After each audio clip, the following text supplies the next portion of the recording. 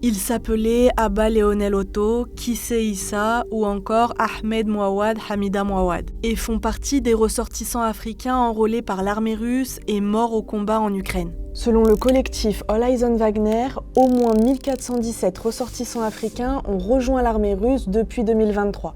Parmi eux, plus de 300 ont déjà été tués. On vous explique comment de jeunes hommes ont pu être envoyés sur le front, parfois de force. Depuis le début de sa guerre d'invasion en Ukraine, en février 2022, la Russie a connu de nombreuses pertes humaines. Alors, pour grossir ses rangs sur le front ukrainien, elle s'est tournée vers le recrutement de ressortissants étrangers, notamment en Afrique. Selon All Eyes on Wagner, les pays africains les plus représentés sont l'Égypte, le Cameroun ou encore le Ghana. Les 18-25 ans sont les plus concernés. Ce qu'il faut comprendre, c'est que la Russie capitalise sur les vulnérabilités socio-économiques de la jeunesse du continent en ciblant des étudiants ou des chercheurs d'emploi qui souhaitent émigrer pour mieux gagner leur vie. Pour attirer des recrues dans l'armée, la Russie peut compter sur un important dispositif de communication, des soutiens locaux et des offres alléchantes. Salaire, obtention express de la nationalité russe et une formation militaire. Elle dispose aussi d'agences de voyage pour faciliter les départs. Mais tous ceux qui finissent soldats n'avaient pas prévu de l'être. Certains ont postulé à des offres pour des emplois civils en Russie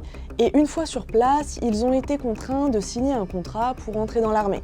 Ces recrutements abusifs et trompeurs s'apparentent à une forme de trafic d'êtres humains, dont la conséquence la plus tragique est l'envoi sur le front de mercenaires amateurs, comme chair à canon. En moyenne, le temps de service de ces recrues, qui manquent d'entraînement, est de 6 mois avant d'être tués au combat.